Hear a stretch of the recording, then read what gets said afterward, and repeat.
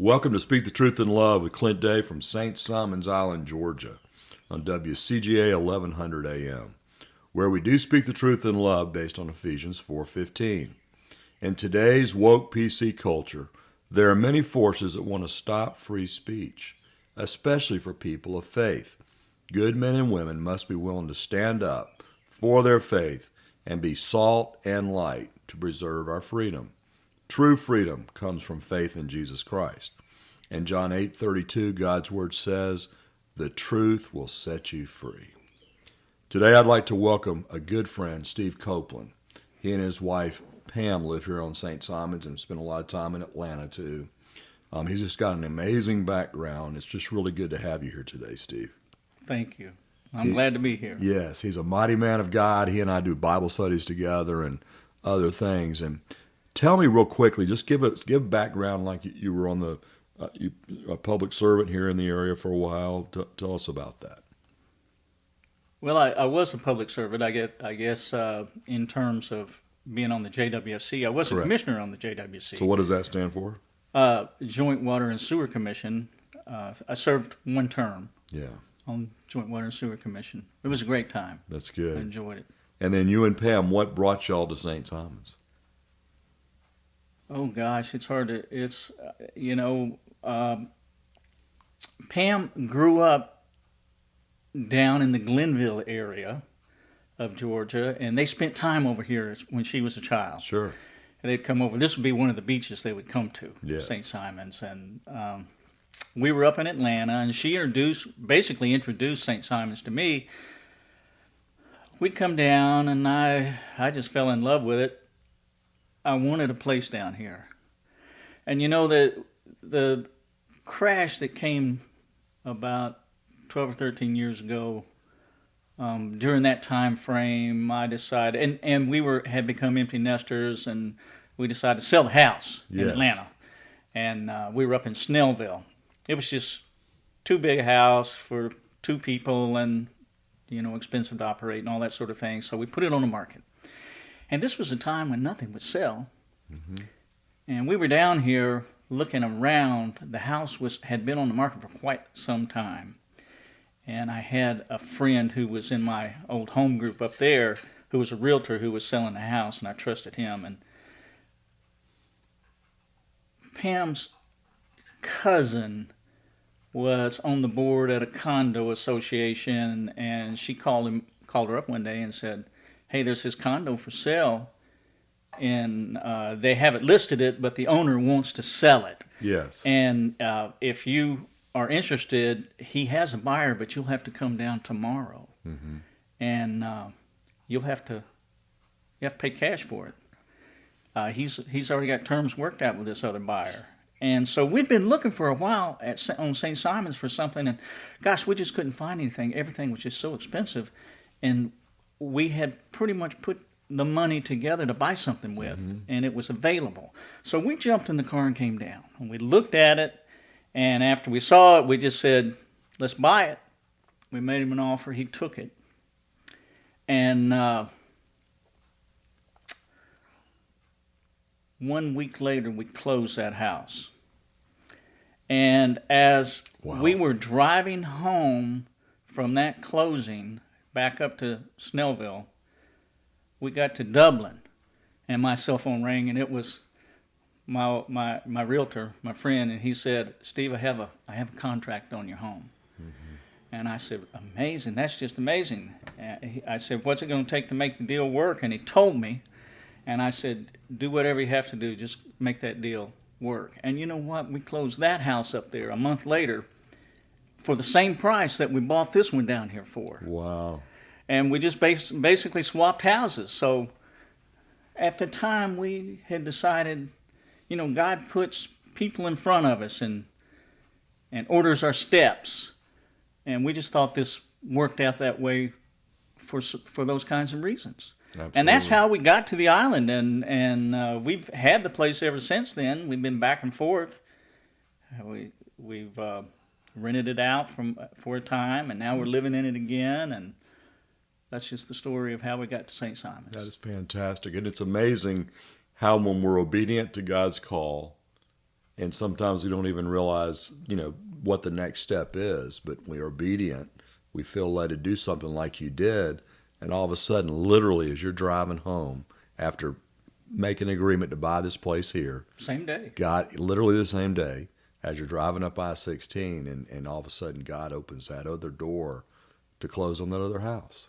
He sure did. That's an amazing thing. And of course, a lot of times I think that's one of the things God wants us to do. He wants us to take the step of obedience, right? Mm-hmm. So he can fulfill what his real purpose is for our lives. I believe that's true. And then about it's about 6 years ago now, we were living here, and I noticed this strange feeling in my throat. And to make a long story short, it turned out that it was I had a tumor in my tonsil on the left side of my throat, and it was cancer. And I ended up needing to spend a good bit of time up at Emory in Atlanta. So we did purchase a place up in Midtown there and relocated up there. We stayed up for about 3 years, long after the therapy was over, and rented this place out down here. And then COVID came along. Yes. And things were getting crazy in Atlanta. I mean, there were marches up the street. And people, there were buildings that were being burned and on fire, and just right by where we lived there in Midtown. And we said, we need to get out of here. Yeah. At least I did. And Yeah. so we put the house on the market, and we moved down here. We just literally packed up and moved down here. And all of the Airbnb rentals had been canceled at the time because COVID was kicking off. And so it wasn't rented out anymore anyway, so we moved into it. About a year later, it sold. It took a year to sell that condo. So that's how we got back the second time. Right. Well, tell us a little bit about that battle you had with the cancer, throat cancer, with that situation. Well, that's almost ancient history now. But I did have a battle with throat cancer. I was very fortunate that I was able to, I got with I guess the right doctor. They have a machine called the Da Vinci machine, which is a robotic device. And at that time, there was only one person in the state of Georgia that was using that machine to operate inside the throat. Wow. Throat cancer is very major because it's a very difficult surgery because the surgeon can't get his hands down in your throat. Right. And they literally have to split your chin and open it up in order to get down inside the throat. Oh my goodness. Yeah. And with the Da Vinci machine, they didn't have to do that to me. It's very tough surgery. So I had a great surgery. I was able to get the Da Vinci machine. I've forgotten how many lymph nodes he took out. I think it was, I don't know, say 45, something in that neighborhood. Wow. You have about 100 lymph nodes in here, and they took out most of them on the left side. And they tested those lymph nodes, and they were all clean. And so as a result, I didn't have to have chemo or radiation, either one. And the surgery was all that was required. And I just had to heal up. And so that was my bout with cancer. And of course, every year I go back for a CAT scan and demonstrate that it's not there. It hasn't come back. Well, what a miracle that is. And obviously, Pam has been very, very supportive of you through that all that. Oh, my goodness. She's been my caregiver for a long time. I don't know how I would have made it without Pam helping me out and caring for me. I mean, literally, they had me on a schedule where I was taking a different medication every 2 hours, I guess for weeks. And she didn't get any sleep. She would have to wake up and because I had a nasal tube, I had this tube that went down through my nose, down into my stomach, and was a feeding tube. I had throat surgery, so I couldn't eat. Right. So she had to feed me through that tube. Oh, my goodness. She had a industrial style blender that would just grind everything down so it was completely liquefied.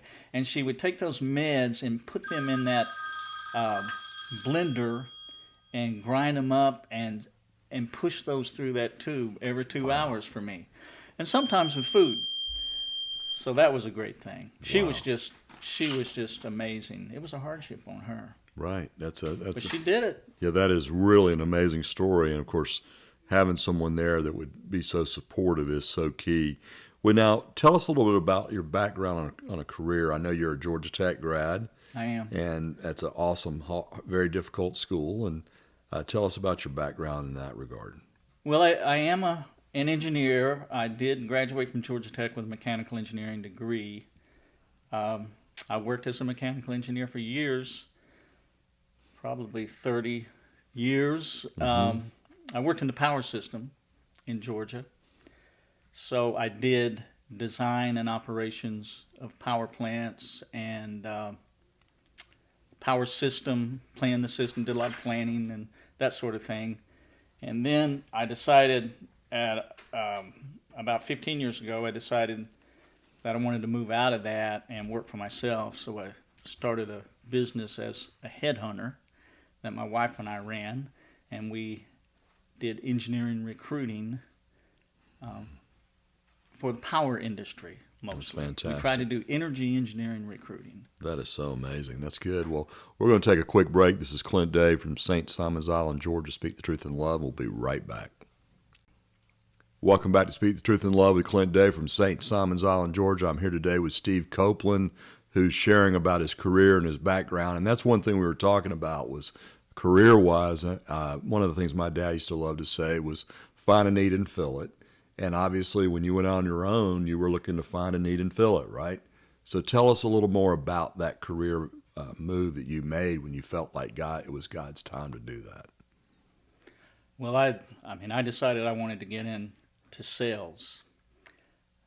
I'd always been a very technical person. Yes. But I was a talkative technical person, which was a little unusual. That is for unusual. The typical engineer. And I would agree with that. Yes. And so I found that the niche that I had was that I could be the middleman between the hiring managers and human resources and people who were talkative and the very technical people who weren't. And I could communicate with both sides and then pair them up and help them find a job while the companies found a good employee to fill the role. So it was a good match for me to be able to do that sort of thing. That's good. And then now recently you said you're getting back into that after a battle. I am getting back into that after a battle. I had a COVID battle, which was extended, that I have essentially recovered from. And it has lasted me, oh gosh, this battle started in April of 2021. And of course, things were challenging in those days with the economy because the economy was shut down. And from a business perspective, my business had basically come to a little dribble of business, and we weren't doing much business. But I got sick, and so the business was basically shut down. And so about 2 months ago, a client that I had never seen before, never heard of, contacted me. I didn't even know who they were, and he had found me out on LinkedIn.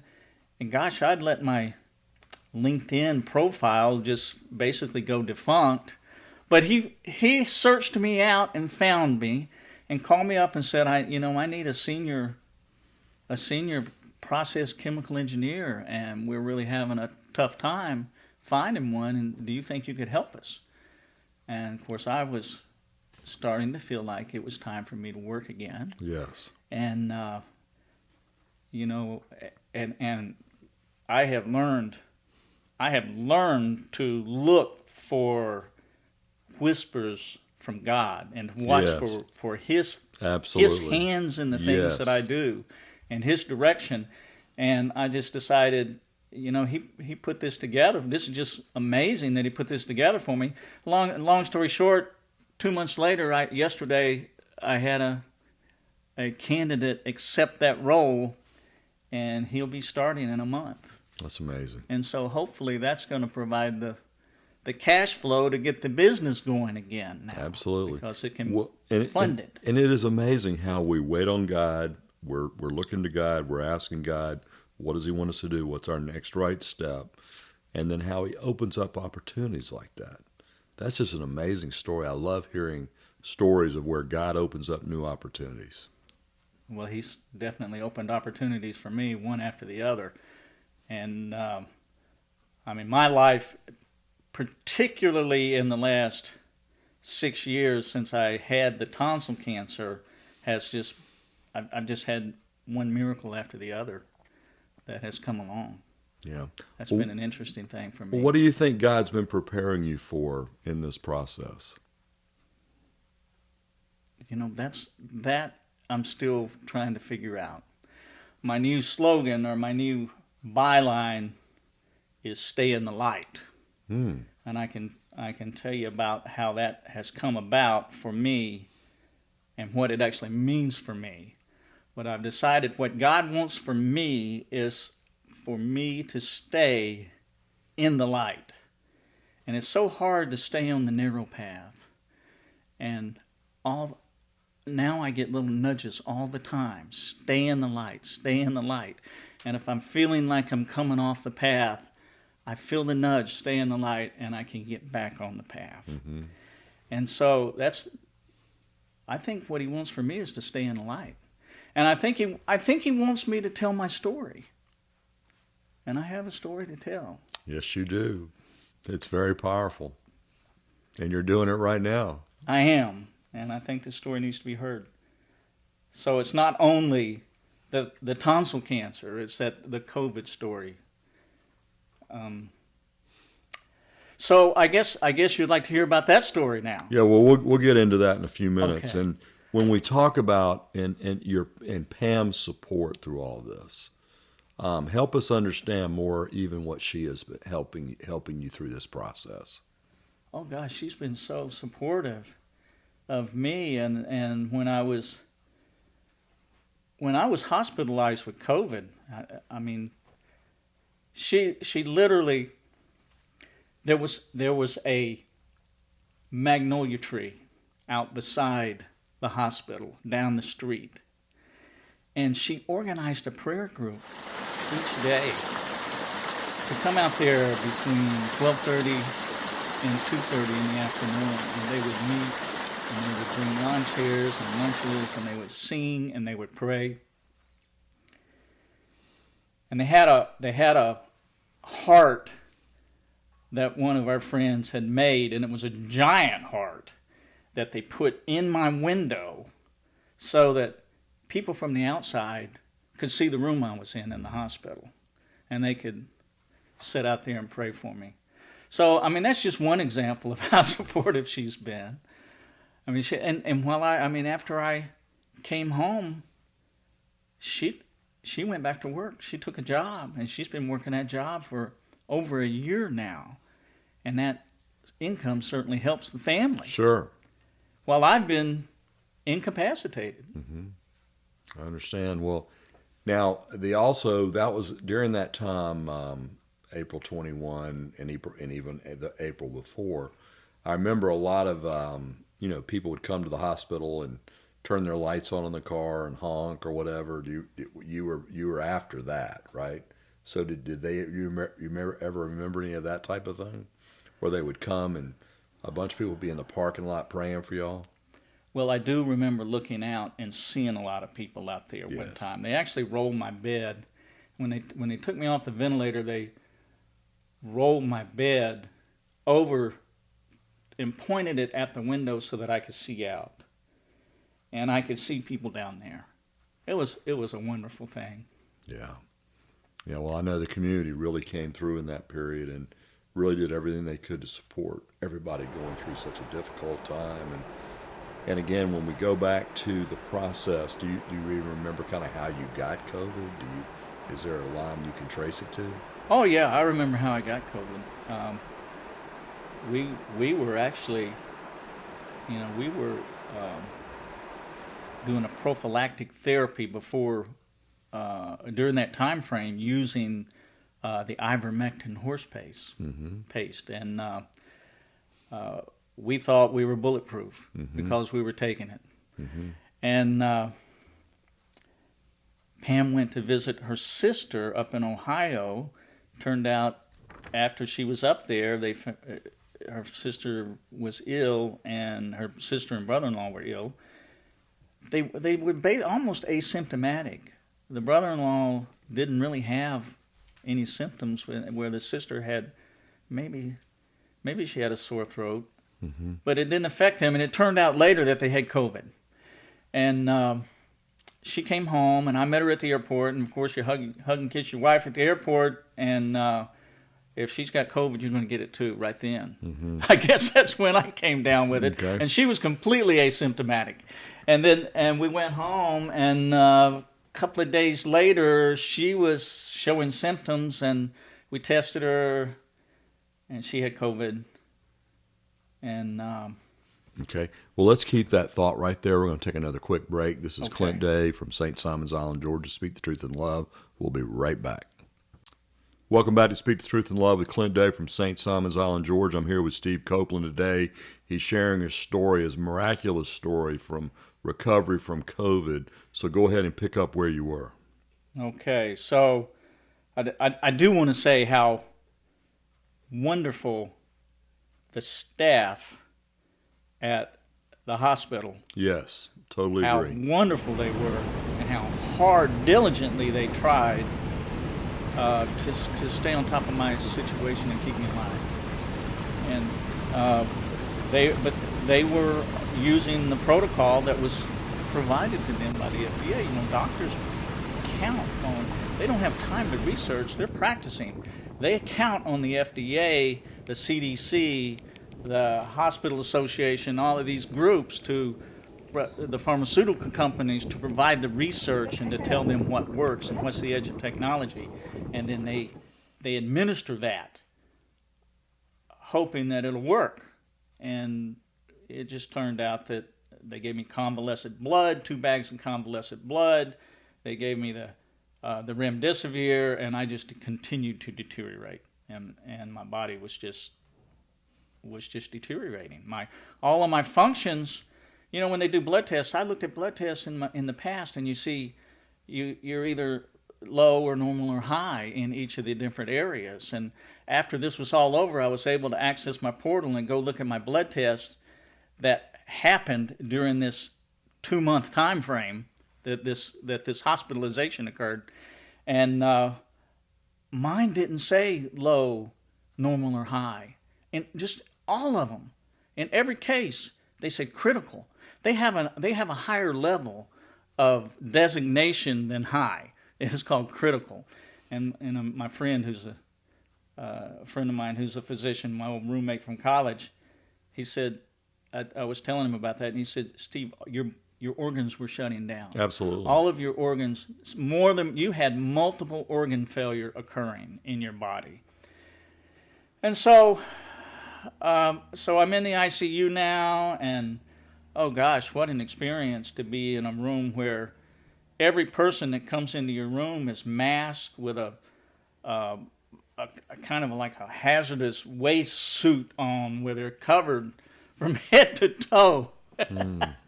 When they come into your room, they walk in the door and they put on this gown, and they make sure they have their mask on, and they have respirator masks and N95s, and they come in, and then when they come, if they're just coming in your room for a minute, they do what they need to do, and they go out and they take it all off and throw it in the garbage. They go to the next room and they put another one on.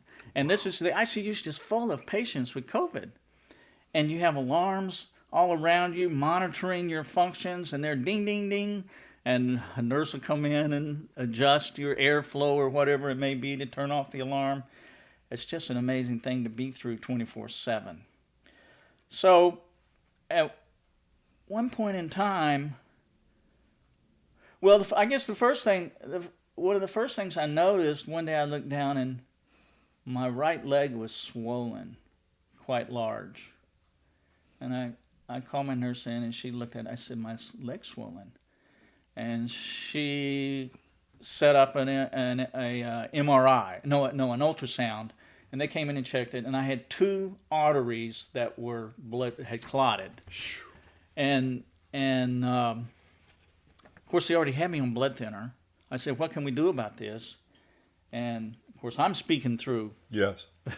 through a mask that's giving me oxygen, and she said, "There's nothing we can do." And I later talked with a doctor who came in because I saw them every day and docs, and they said, "We give you blood thinner, and you're already on blood thinner, and that's the reason you're already on blood thinner is because we were afraid the COVID would cause it. It often causes blood clots." Sure.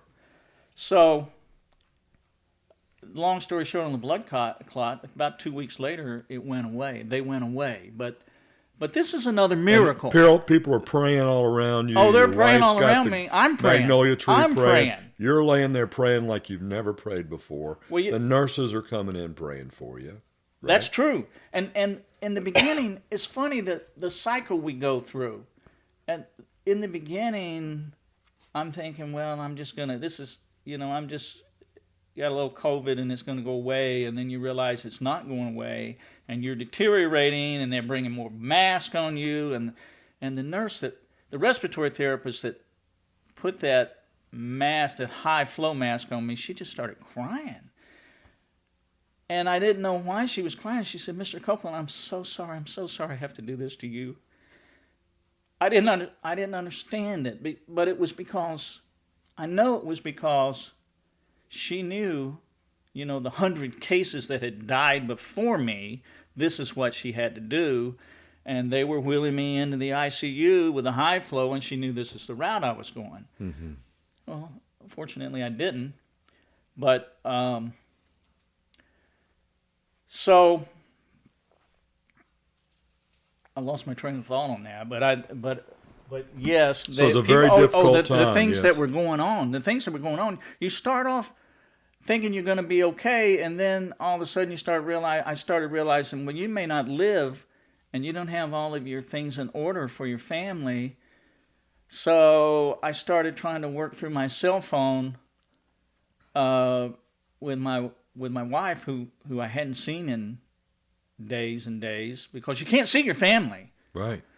You can't see anybody except the nurses and the docs that come in, and the CNAs and the respiratory technicians, and they're all suited up, so the personal touch is not there. And so I started working on that sort of thing to get my family things in order. But then after you get that done and you realize you're continuing to deteriorate, that's when I started realizing, you know what? I might die. I'm headed for death. And I started thinking about my future afterlife. This is when I started really praying. I hate to break in real quick. We need to take another quick break. It's amazing how fast time flies, but we'll take another quick break. Clint Day from St. Simon's Island, Georgia, Speak Truth and Love. We'll be right back. Welcome back to Speak the Truth and Love. I'm here today with Steve Copeland. I'm going to let him say as much as he can. He's at a very critical stage with COVID in the hospital. So go ahead, take it on, Steve. So I had been there maybe 20 days. And now I'm praying for my life. I'm not praying to live. At first I may have been praying to live, but eventually I started praying for, Lord, if this is it, take me with you. Take me with you. I want to be there. I want to go to heaven. I want you to take me with you. And your faith in Jesus Christ is why you're going to go to heaven. That's right.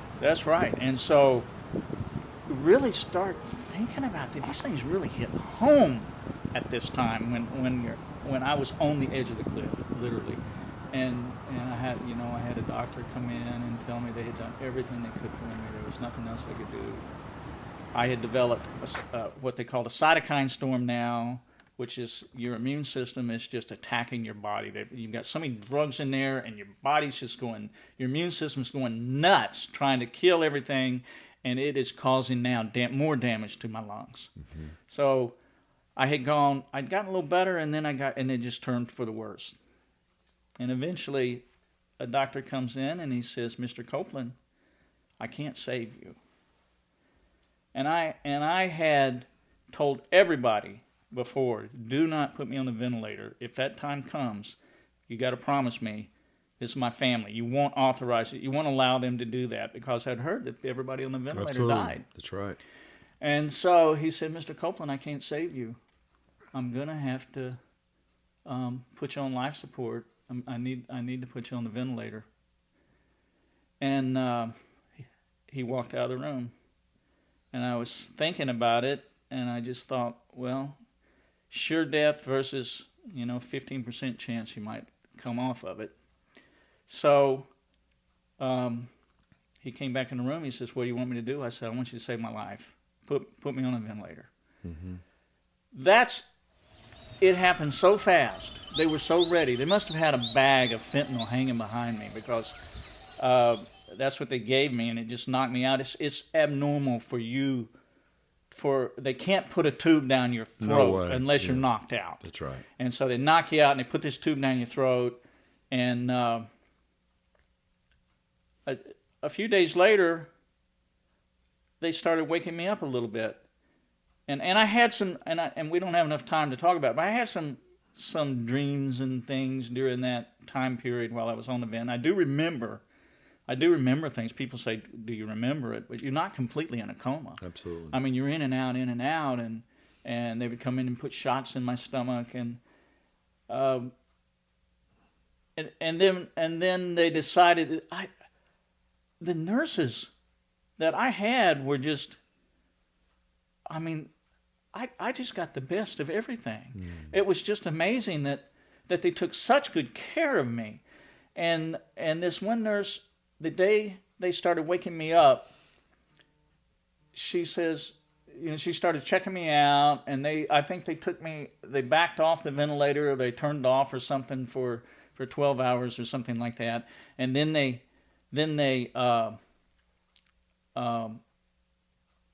turned it back on, and they did some tests during that time frame to make sure I was responsible, because so many people during that time frame, they've kind of gone brain dead. Their body may be alive, they're keeping them alive, but they can't function anymore. Right. And so things were good for me. They gave me a clipboard with a notepad on it, and you're laying there in the bed, you can't move your head, you're answering questions on the pad. And the next day came, and she came in, and she said, it was the same nurse, and she probably doesn't know that she was just a godsend. I mean, she was an angel, and she was so young. She was about 25 years old, maybe, I don't know. And she's asked me. She said, "We're going to take you off the ventilator today. We're going to take the tube out." And she says, "Do you want me to pray for you?" She asked me if I was a Christian, and I said I was. And she said, "I ask all my patients if they want me to pray for them," and I said, "I do." Of course, I'm not talking, because with his tube down, this is all communication through the notepad or holding my thumb up or something like that.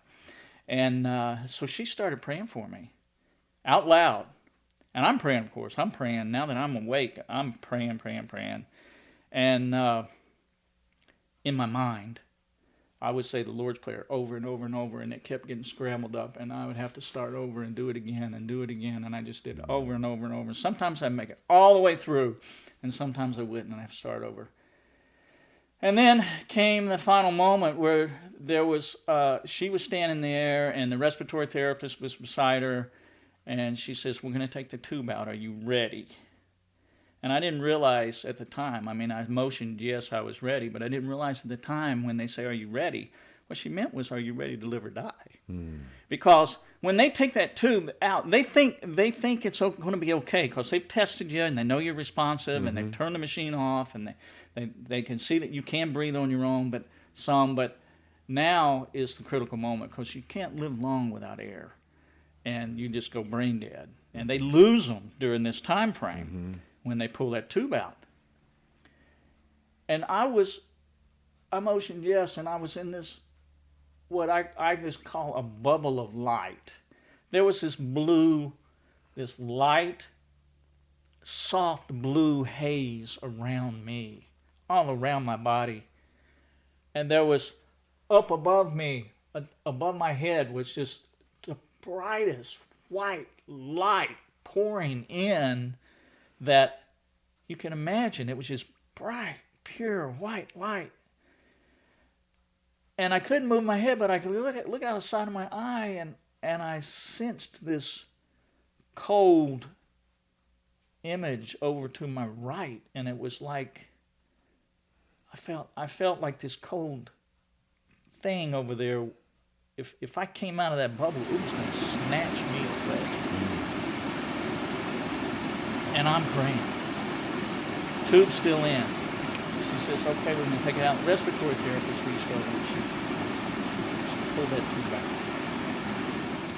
And she slapped another mask on the air. And they're yelling, breathe, Mr. Copeland. You've got to breathe. Breathe, breathe, breathe. You've got to breathe, Mr. Copeland. I'm trying to breathe. And the nurse is just praying out loud, and now I'm starting to pray out loud.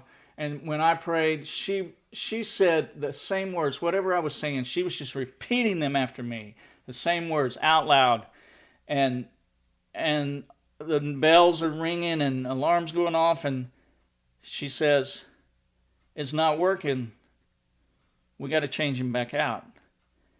And the respiratory therapist says, okay, I'll get it ready. So she's over there fooling around with this mask or something, and I found out it was a mask because they were going to switch me out. And I'm praying, and the nurse is praying out loud, saying everything I'm saying, and she says, okay, I'm ready. And she reaches over like she's going to pull the mask off and put this new one on, and I just shouted out what I thought was a shout. And I just said, Jesus, fill my lungs with oxygen. And the nurse shouts, Jesus, fill his lungs with oxygen. And the respiratory therapist reaches over to pull the mask off, and the nurse says, stop. She says, I thought we needed to change him. And she says, no, his oxygen just jumped to 90. Praise God. And that was it. And the blue bubble went away. And the bright light over me was gone. And this cold image over to the right was gone. And that's why I say stay in the light today. Amen. I want to stay in the light. I understand the light's out there, and this is real stuff. Amen. I got to stay in the light. I don't want to be with this goon over on the right. Amen. That would snatch me away. Amen. So I spent 42 days there.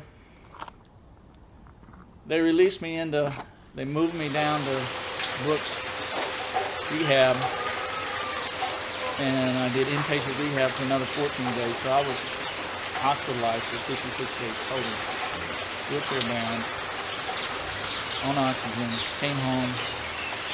It literally took another year after that of rehab and walking with a little rollator and oxygen, and finally finished up about a month ago. I finished up my pulmonary rehab over at the hospital. All those people were so great. The staff was just great. And if you look at me today, you wouldn't know anything happened to me. Nope. It's just amazing. I'm the one that lived. And I remember when I guess it was the day after I came off the vent, and my wife had a carrying bridge site set up for me, and I actually made an entry into it for the first day that I made an entry, and she'd always been making the entries.